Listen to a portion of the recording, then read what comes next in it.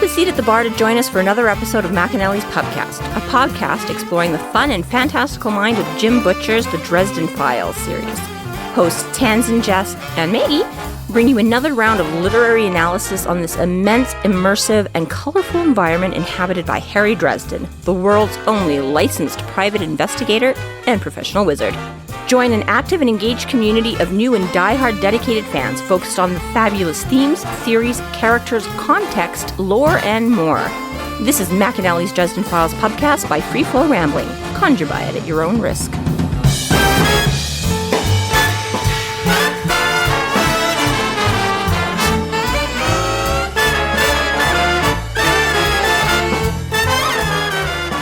Welcome to the McAnally's Pubcast, brought to you by Free Flow Rambling. This is episode 10.14, That Both Sucks and Blows, where we are covering the novel Death Masks. My name is Tanzan, and I'm joined by Maggie. Hello, hello. And Jess. Mana, mana. Ba-ba-ba-da-da.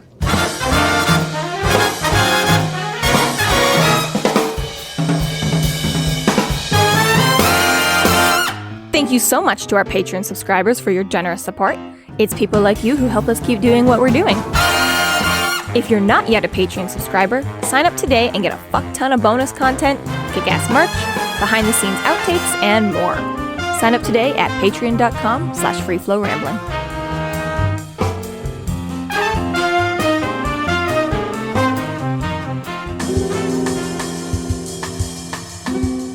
Chapter 16. Harry returns to his apartment and finds Murphy there. She lets him know she's been pulled off the case and provides him with some additional information on it. Harry talks with Susan on the phone. She has found information on a suspicious auction and invites Harry to come to investigate.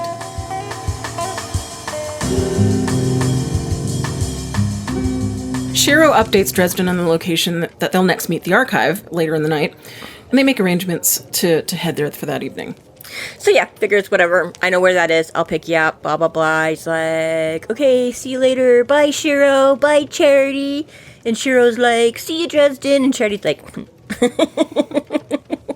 Heathen.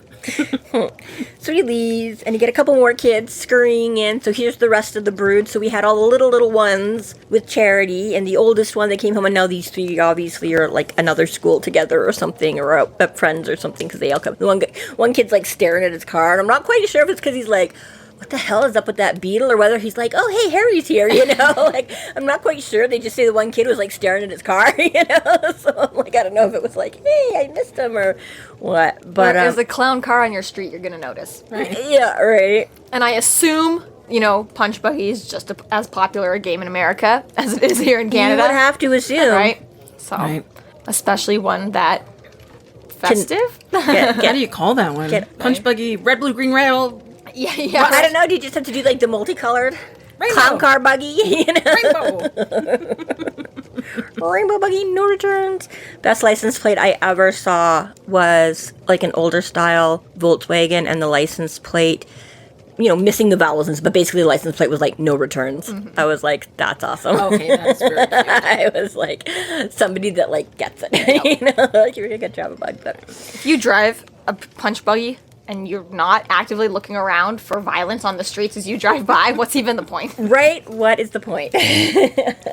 So Dresden leaves for home. He ponders the duel, and he knows he's at a distinct advantage with Ortega because he can't cheat, and he can't fall back on his usual, like, clever shticks. Well, yeah, because, and this is the cute thing with Harry. I mean, again, as, you know, Maeve said in, like, Summer Night and stuff like that, when they're getting clobbered up in the clouds, and she's like, oh, I would have come helped you sooner, but it was a fair fight, and I tend to avoid, you know, I mean, Harry's basically the same way, right? He's like, this guy's bigger, stronger, whatever. He's like, I will look at any opportunity I can to quote-unquote cheat. And I mean, the first thing Ortega did was like, by the way, if you decide to be a slippery little weasel like normal, I'm gonna kill all your friends. Yeah, well, right? Like, he's covered his bases. It seems like Ortega's a dick, but to be fair, Harry's given him no reason to be trusted. Well, there is that. I mean, in general, and I mean, I think just on total principle too, right? Ortega's like, they could have had it where Ebenezer calls him up and is like, oh, we're gonna slap this down right away, and Harry's like, we can't. So that would have been sort of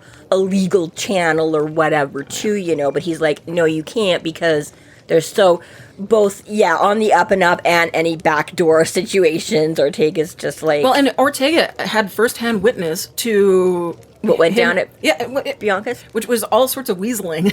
He was there, yeah. That's true. Back and forth. I see what you're doing, man. But, again... Bianca's was all backdoor weaseling too, so I mean it was all, but exactly. And technically Harry out-weaseled because he's still alive. Well, and that's basically how, right, Bianca set out to put him in like this impossible situation so that he had to, and just kept, basically one-upping each other. So regardless exactly of, like, that's why I kind of say the quote-unquote, right, because I'm like, Harry weasels out of, and I mean, like I say, we were making fun of this when he was talking to Leah, because he's like, I don't want you to get out, and we're like, Harry, literally every deal you've made with Leah, you weaseled out of, but you're like, don't weasel out of this one, Leah, But exactly, at least he's able to recognize that he definitely does manipulate any system he can. Well, I think it all comes down a little bit to the all's fair in love and war kind of a thing, right? So exactly. There's rules, but it could have been Bianca, in trouble for being a weasel. It could have. Now she's dead. So it could have been Harry dead, and they all. But anyway, so because they are doing this official duel that has a code behind it, and they have, a non-partisan emissary, right? He's like, okay, I can't do my usual whatever, right? So exactly, he's like, if we have to agree to one form of fighting, I can't just pull out all the tricks and do whatever the fuck I want, because we have somebody else very powerful there who's umpiring this thing and will catch me and will, right? So so he's all like, fuck, I can't go head on head with this guy, and it's kind of puts him in a little bit of a pickle, because the one thing that he could do to give him any advantage, Ortega has the option to veto, right? So, and like you say, I think we were talking about that. They're catching up on his game, man. Hey, well, right, they're starting to box him in. And again, I guess this is the problem, with your fame/infamy, is that exactly, he's like, well, gee, I'm getting more clients, and I'm getting, but, oh, shit, now people also know how I operate. It's like people are watching game film here of, like... the instant replay shows that I'm a wee little bastard, and they've got to watch like, out. okay, so watch what he did here, and see that, okay, we gotta make sure he can't do that one. So, he's getting a wee bit stressed, because he's got this case that he's working, and I mean, the case in and of itself, like, looking for the shroud hasn't been a whole lot. But then there was this really, really horrible demon person that showed up and, like, killed somebody and all, you know what I mean? So even though there hasn't been, like 50 million people that he's trying to combat and take it, you know what I mean? I'm like, you've only had a little bit of trying to look for this really powerful thing, and then already there's just really scary players, like Marcone's guys try and take you out, and then you got a big scary demon, and now you got to go fight this duel, and you're like...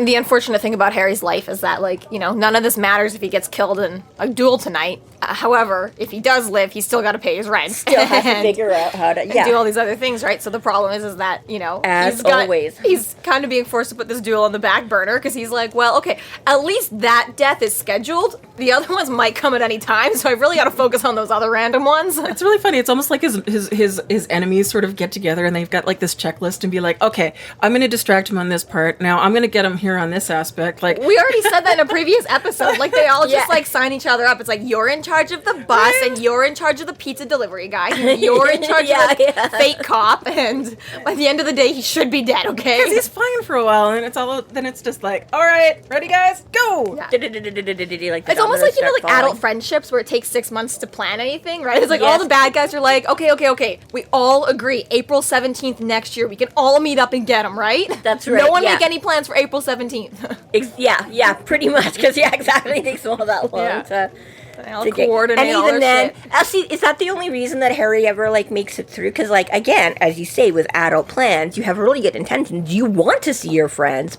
but there's all this life shit happening, and then so you all agree April 17th, and then inevitably half of you are going to drop out anyways. So there's only so is this what happens? It's like you're like, well, if you just got 20 of them all at once, Harry couldn't. But I'm like, that's it's like there's supposed to be 20 of them, but inevitably. Harry's lucking out that only 4 can ever show up at a time. The Black Court had something else come up that they, backed out and couldn't be there, and the fairies are like, shit, man, we're just recovering from this war we didn't know we can't be, so now it's just left with, the Reds and the Denarians, and, it's just like, well, fuck, I hate when that happens, man. Hate when that happens, so... So he's busy all sweating it, figuring it out, going through, and then he gets home and finds out that, like, his door's open. So, oh gee, that's not cool either. Right. But he's not necessarily that concerned about it because he knows his wards are still up. So I think he pretty much realizes right away that it's Murphy because she's got a charm that will let her past. Yeah, well, I don't think he realizes it until she calls out. But yeah, he has, and she doesn't wait very long. But he just has that moment, like exactly, like he's freaking out the whole, like to the point where he's like, I can't even like unclench my hands from the wheel. And then he finally parks and is able to like pry himself out of the car, and then gets to the top of the stairs and the door is open and is like, fuck. And there is, I mean, again, he's pretty good, but again, Harry always acknowledges, like you said, in that part of him that is self-aware, that there are bigger, badder things out there, and while his words are pretty good against the average schmuck, you just never, right, these Denarians are a step above what he's like, oh, fallen angel things, it's like, they can't do anything with, to go against, like, free will, and then, the knights are like, these ones can, and then it's like, oh, well, they're just big demon, then he actually, goes up against, like, the one in the boat and stuff like that, and it's like, holy shit, this thing is, like, a million. So I'm sure it is that momentary part, just like, what the fuck is that? And I mean, again, even if it's not splatter them demons, Harry's also had his fair share of cops and things running up on his door to just cause some problems. So yeah, he's like, what the fuck? And then, you get Murphy going, hey, get your butt in here. Right. Murphy knows about him being at the harbor and asks why he hasn't called her with information like he promised. And then Harry gets a bit defensive, expecting to be arrested for aiding and abetting a murder. But fortunately, this time Murphy lets him know that she's on vacation, a.k.a. she has been taken off the case and given an ultimatum of vacation or unemployment.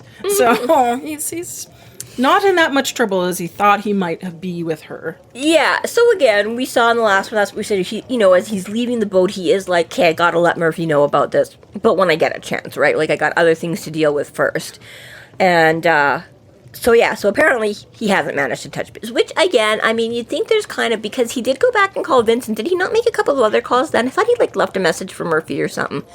So unless that's later on he leaves a message for her. He didn't get around to calling her at all, which is why I was a little bit, like, annoyed, because he says to himself on the boat, like you said, he's like, okay, I'll call Murphy when I have time, and then he goes home and he calls Vincent, and then he's like, alright, I go to bed. Like, Butters happened to call him, and he's like, you call Murphy, and then he went to bed. And then Susan showed up. And I was thinking to myself at the time, I'm like, just fucking call Murphy, man. Like, yeah, that's what I was thinking. I was trying to remember in that bit, I was like, but maybe it's later on or something like that, he phones and leaves a message for Murphy elsewhere, or maybe it was before now when he talked to her about, oh, but see, this is the other thing, actually. You were upset about this, yeah. Yeah, I was gonna, because, so, jumping up and down and around here, but he does ask about the phone here. So how did he get the phone to her? Did he, like, FedEx that shit? Or, like, right, you mentioned that, yeah. Because, like I say, like, Harry can't turn it on and pull it. He would have had to physically get the phone from Murphy to Murphy check out the phone.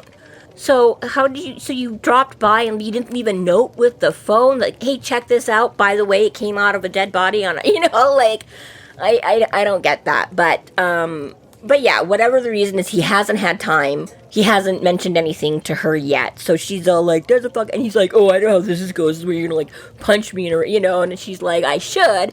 But she's like, and it sort of gives you that moment of, oh, are we back to this again? But then it's like, no. Murphy's like, no, we did settle all this. We are past all of this. She's like, but I would like some information. Yeah, she's like, okay, no, we haven't backfired in the trust. I don't think that you're, like, involved as in, like, you're responsible. But, yeah, I'm pissed that I'm finding about it, off of dispatch or whatever, or not because you had... Because, again, she mentions that some very tall guy was seen leaving the scene, right? So it's like, come on, who the fuck else, right? So, yeah, so they go, and then...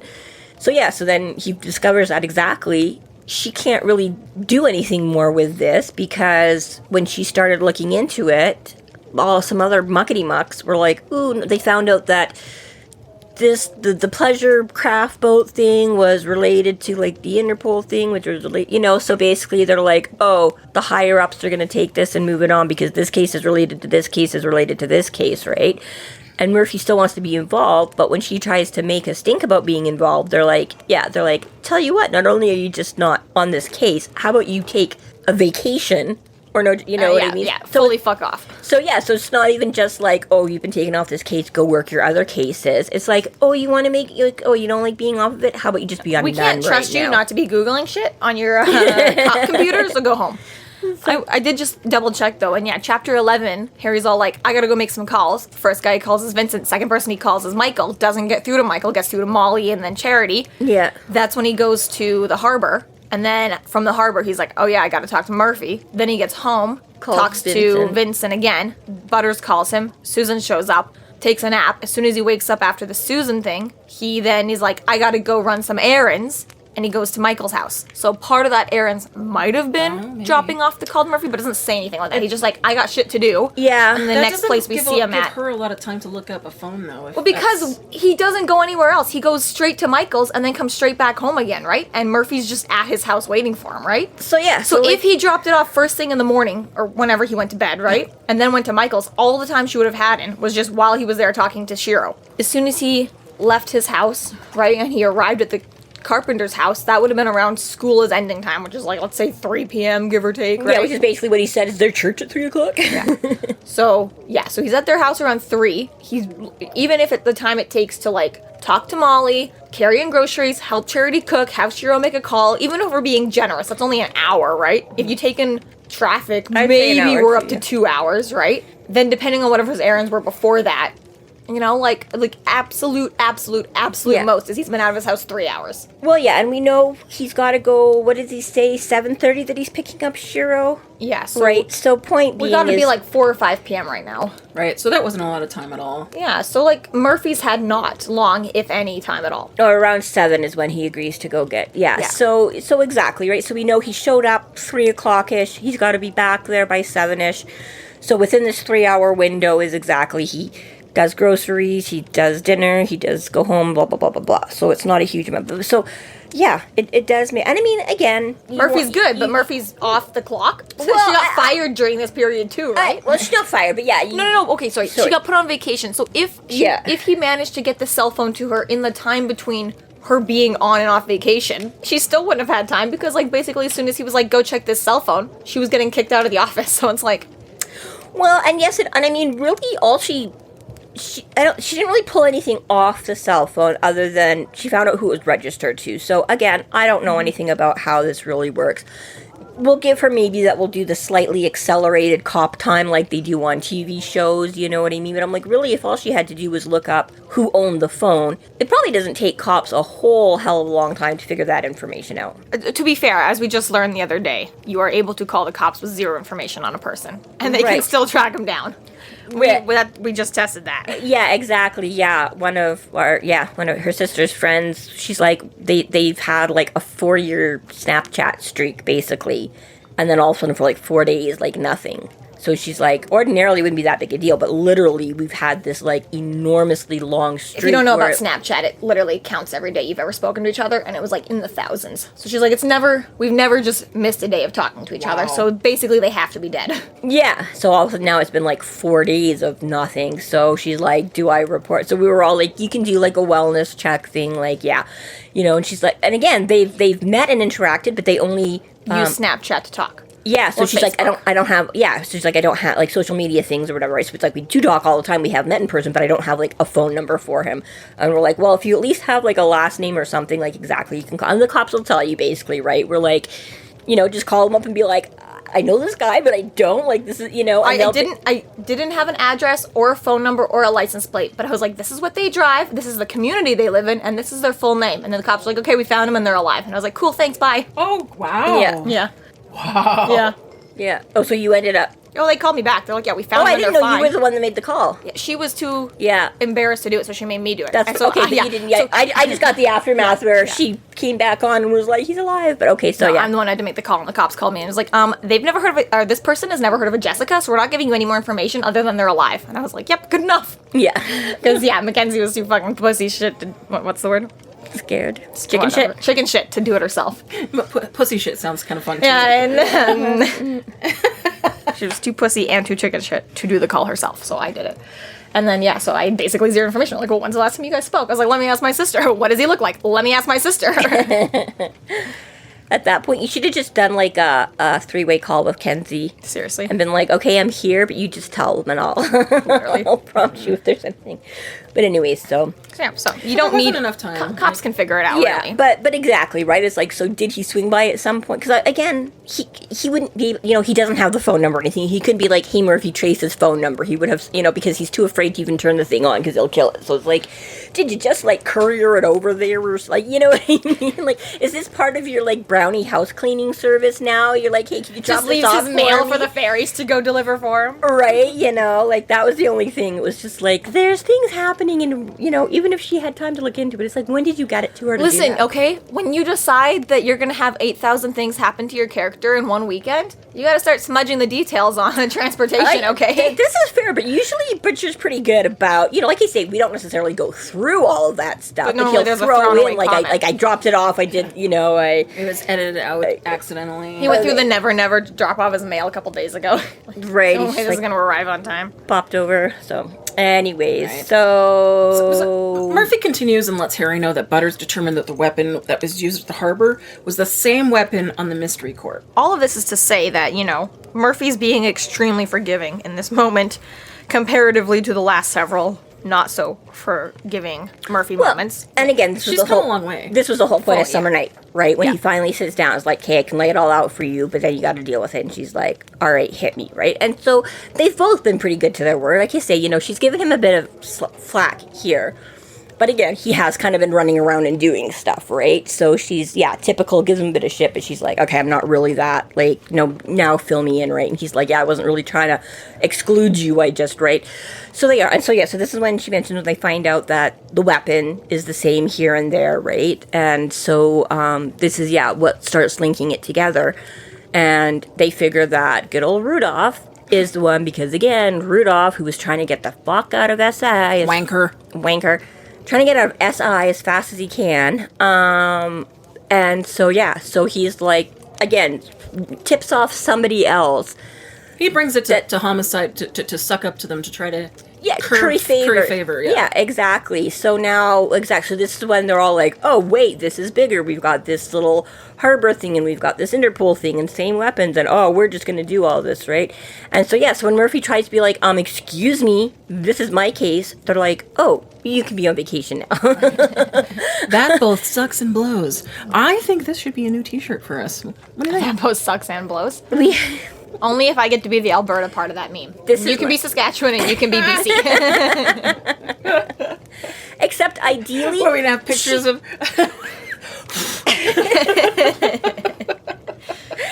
Murphy asks Harry to back off the case. So this is, like, again, somebody else asking him, back off, don't do it. And Harry states the obvious. He's not backing off. And Murphy stops from telling him her more information about the case so she can have some plausible deniability. Yeah, so it's a bit of a twist on things here because like even right off the bat when she says like, they booted me. So he's like, well, that sucks and blows, but he's like, can't you do anything about it? And Murphy's like, officially, sure. Real life, people are just going to lose reports and not, you know what I mean? So she's like, basically I might as well just suck it up and live with it, or it's just going to make the problem worse, right? And she's like, so on that note, she's like, you should just back off. And he's like, I can't, same thing, right? Like, we literally just heard from Michael and everything, like, Harry, we need you to back off, and then when he shows up, Cheryl's like, we told you to back off. He's like, okay, I'm not here about that, but, right, it keeps, and now Murphy's like, you need to back off this case, and Harry's like, what the, like, we don't, like, we see people concerned for him before, we don't get it from all sides before, where they're like, you need out, like, you can't, It is a little bit of a different thing, though, when you've got, like, all these eyes on you, when it's like we were just making a joke before that, like, all the bad guys watch his highlight reel, but, like, I mean, FBI, Interpol, Chicago police, when they're also all watching you, the reels, like... Well, and this is the thing, right? Like, we've got, because of the Shroud, we've got this religious connection that brings in the Knights, specifically. And you've got, whatever the hitters are doing, you've got the mob involved for some reason that we're not clear yet if it's just on Harry or to do with anything else, right? And now you've got, right, so, like, you do have all these very different entities and everything like that. And again, we know that the Knights are being somewhat manipulated in why they want Harry off the case, and stuff like that, but even Murphy here too, and it's part of that, and it's also different, right? Because it's not just because it's this big thing going on or whatever, but she's like, it's not all about you. And it's like, oh shit, for like people are threatening you with, so again, we've had this played, like again, even Ortega or whatever, right? Like, well, you don't do this how I want you to do this. I'm going to kill your cop friend and your knight friend and your, right? And I mean, he's had Murphy used against him before, and, so, whether she's a girl or because she's a cop or just because she's someone, you know what I mean? Whereas now it's the flip side, because nobody gives a shit about Dresden before, you know what I mean? And now they can threaten Murphy with like, well, if this guy doesn't get out of our way, like, your job and things like that, right? And Murphy's like, yeah, if I don't want to get screwed over, I need you to, and Dresden's just kind of like, whoa, wait, what? Yeah. Like, someone's using me against you for a change instead of you being like, oh, And yeah, it's not like Murphy is going crazy here. Like, everyone knows that she's brought him in to work on a ton of cases, and everyone knows that he was on this case already, not through Murphy, but just he was seen at the scene of a crime, right? Yeah. With the same weapon being used, obviously, Right? Yeah. It's not going to take much to 1 + 1 exactly, equals right? Dresden. Like, it's not just like, oh, well, like, the other cops are too stupid to make the connection between us, but we should still be careful. It's like, no, they fully get it, man. they're still cops, yeah. Yeah. It's not the, Exactly, right? So, Murphy's totally fair here, but she's also very fair in the next moment when Harry's like, listen, I'm not going to stop, and Murphy's like, all right, then the conversation needs to stop right now. Yeah, exactly.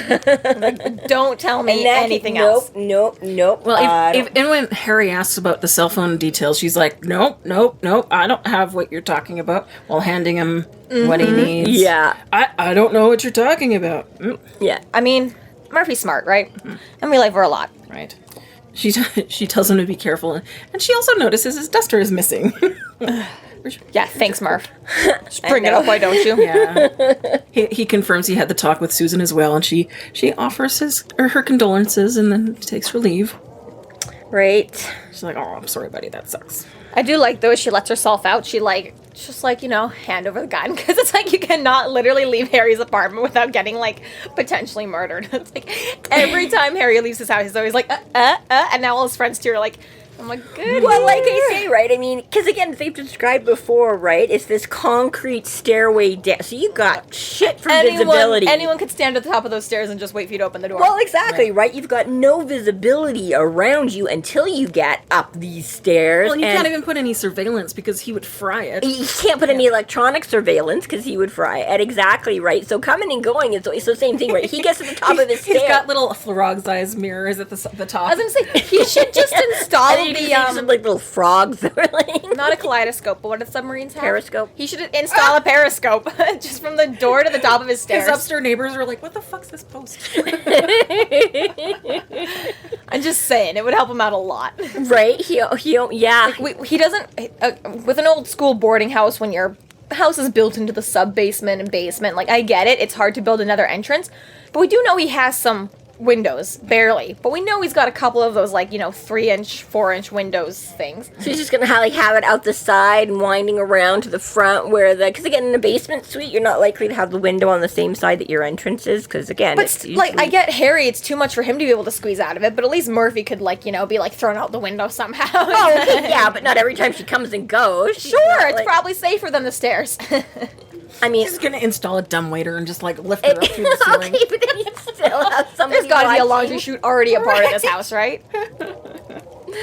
Okay, as somebody who did live in a basement suite and did end up using because I had more than the 4-inch window, I had the escape size windows, and it was a pain to have to go up and out and around to go to my backyard to smoke and stuff like that. So I would just open the window. And I would either sit in the window permanently kept a chair below the window, so she should go in and out through the window. And I started to just because it was actually because it was just one climb. The neighbors are like, somebody breaking in? Yeah, no, I never had that. Eventually they learned too, because usually I was just there and then I'd come out to talk to them. But I could let the dog in and out that way too, because this is the thing. I've seen you do it. I saw you do it. Yeah, because this is the thing, because you had to. The backyard was separate from our front door entrance. So if I went up and let her out, I had to go outside to the gate around the side. Whereas this way, I didn't have to go in and out. I could open the window. And the dog would jump on the chair. Jump out the window onto the deck. It's a chair. A simple kitchen chair. The dog had to... You sound like you said the word stairs. Well, that's because I'm lisping still. Yeah, it's But no, yes, the dog would jump out and onto the deck, and I could just leave her in our enclosed yard, and she could come back in when she was done, and I didn't have to go up and around all the time, especially when it was like fucking like minus 40 or whatever. So funny.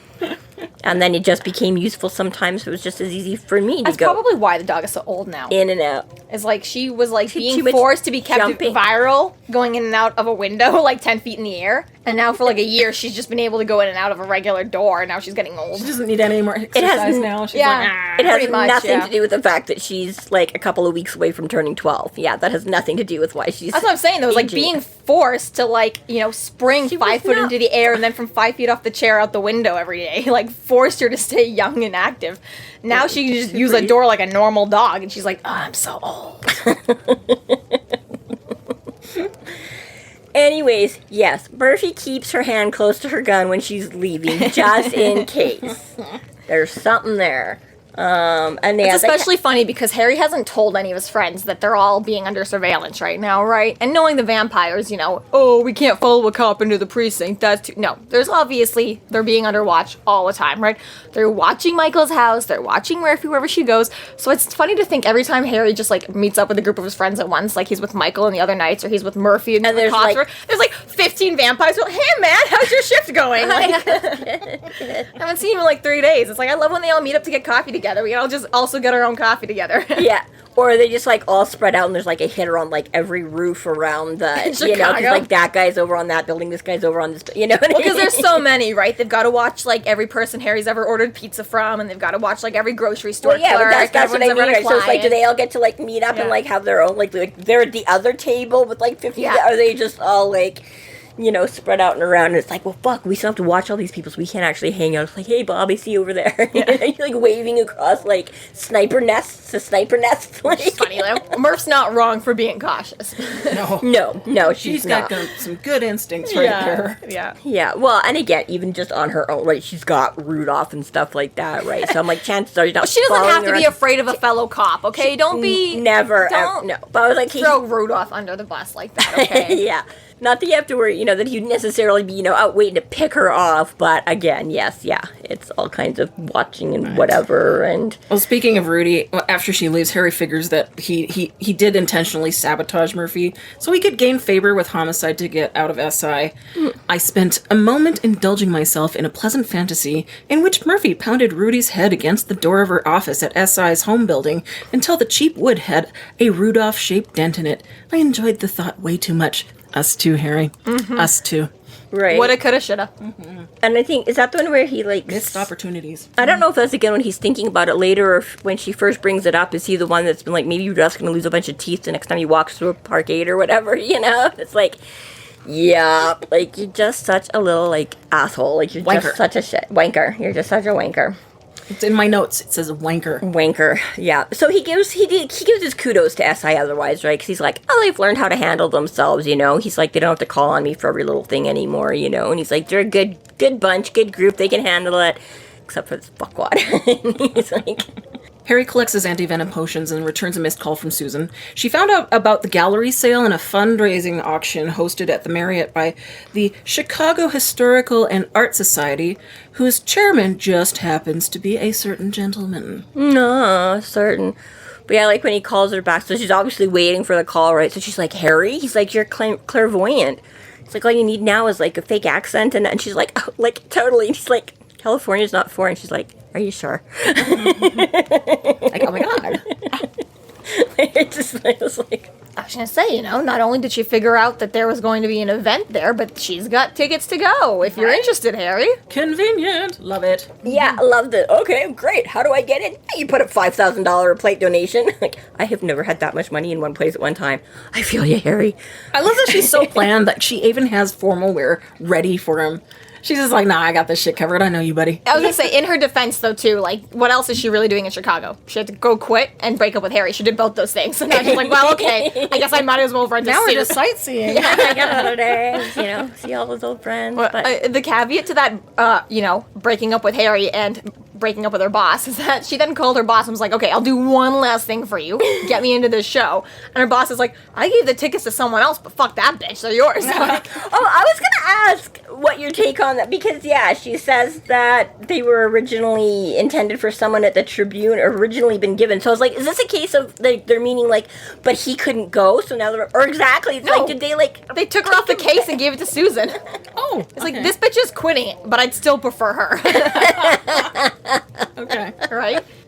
Because I'm like, again, like, she doesn't work for the Tribune, though, right? Like, her editor at the Arcane is her editor at the Arcane, so it's like, does somebody really have enough pull that, like, your editor called, like, whoever was giving them, be like, oh, no, send our guy from the National Enquirer. That's going to be way better coverage than the person you want to send from the Tribune. You know what I mean? Like, it seems, I was almost wondering, because again, I was like, it doesn't really indicate, and I was like, is it just, are you supposed to take it that, like, they could Or that's a vampire threat. It's like, oh no, the Tribune guy got hurt.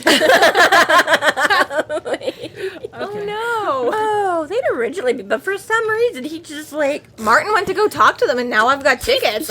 He fell, like, up a dumbwaiter. Like, how weird is that? So weird. It's surprising how often that happens in Chicago. I know. It's like... No, I totally took it to be not necessarily shady, but shady. Like, I don't think she killed the guy, but I do think that she basically was like, "Listen, those are my tickets." Okay. It's hilarious because I read it myself as that guy couldn't show. So so she just had incredible luck. But I kind of like I like yours much I better. fully took it that the guy got a phone call this morning and was like, "Listen, the event that you've been planning on going to for weeks, and you asked your girlfriend to come attend with you. He found a head of a horse in his bed.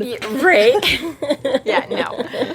You're done, buddy. You're done. Arcane above Tribune every time. Like, I don't know if that gives me, like, more respect for the National Enquirer now, or I'm just, like, more scared of them, or, like, what are these people playing at now? They hired Bigfoot to go deal with their problems. Like, maybe you shouldn't just laugh at them so much. You're gonna wake up and find that your tickets have been... They're the only people who are ever there during the UFO sighting. Clearly they have fucking ins. Clearly they have. Okay? Clearly they are. Obviously. You're right. The only reason they're not at banquets normally is because they're in the UFO sighting cornfields, okay? But if they wanted to go to those banquets, they could. They could. They've got much better things to do, Exactly. Gotcha. All right? Gotcha. And secretly, they actually do have one guy that just looks totally legit that's still there going like, right. Mm-hmm. The One Piece is still giving them, like, legitimacy. And there's that viral meme going around a couple weeks ago, whatever like that, where it's like, I want to watch, like, a Ghostbusters show where there's just a non-believer, and that's what they call that guy in from the car every time things get too scary, because every time the non-believer walks into the haunted house, all the ghosts stop, and he's like, oh yeah, things are being thrown off the walls, guys, okay. And then all the regular Ghostbusters who believe can be like, okay, and then he goes back out to the car and everything starts flying around again. But it was like just enough to like get them to like calm down. Time out guy. Yeah, right? Because non-believers never see anything and believers always do. So you keep a non-believer with you at all times, right? Just so you take a break. Right? So the Arcane just always has that non-believer when things get a little too scary. And I like it. All right, Colin Joe. Works for me. Dude, I need a $5 here. Like, Joe, come watch this like scary entrance door. I gotta pee. Can we just like pause for a sec? So they're gonna meet up there. So she's gonna bring him some formal wear and pick him up. So it doesn't really, because he's picking up Shiro at like 7, and she's gonna be getting at 8:30. So it's like, I guess you're just counting on that this meeting's not gonna take very, like, you've never done this before. You have no idea. This meeting is supposed to be at 8 o'clock though. Shiro and Dresden wanted an extra hour to like talk with each other and prepare. Well, and he initially says 8 o'clock, and she goes, "Well, how about 8:30?" So I think it's going to be even earlier. 7:30. Or was it 7:30? Hang on. No, okay. Shiro came out of the office and showed me an address. We meet them tonight at 8. Shiro says, "I'll need a little time to prepare." Me too. See you around 7. Okay, it is. So both things are supposed to be at 8, and Harry's like, "Okay, I'll be early for one and late for the other. It'll be okay." Well, I just figure he's inviting her so she could like sit at another table and wait for them until they're done. Yeah. Well, I assumed his little time to prepare was like, I'm not going with you right now because I need to go prepare to come pick me up later. No, it was like they both wanted time to prepare with each other. So like they're gonna meet an hour before Yeah, no, I don't take, because he's like, I'm going to need a little time to prepare, and he's like, yeah, me too. I take it as we both need to go home and do shit. He's like, I got to go home and figure out what Susan's doing, and you got to go shave your head and whatever. Either way, his thing with Shiro is at 8 p.m. At 8 o'clock, so yeah, so that is, again, if you look at it that way, that is, I'm like, how far away is Michael's house from McAnally's that you want, like, an hour to cross town at, like, 7 o'clock, and, like, this isn't rush hour anymore. Like, maybe it's still though, Susan being like, okay, so 8:30 is good then, like. But yeah, again, it was like, so yeah. First of all, I guess he's no, like, Susan, we're kind of negotiating my death. Could I at least have an hour for that? Yeah, right. It's like, and especially when you find out, like in the next chapter, it's like the auction doesn't. So again, the gala has started when they get there, but the auction doesn't start until I can't. We're clearly seeing evidence that Harry is time blind.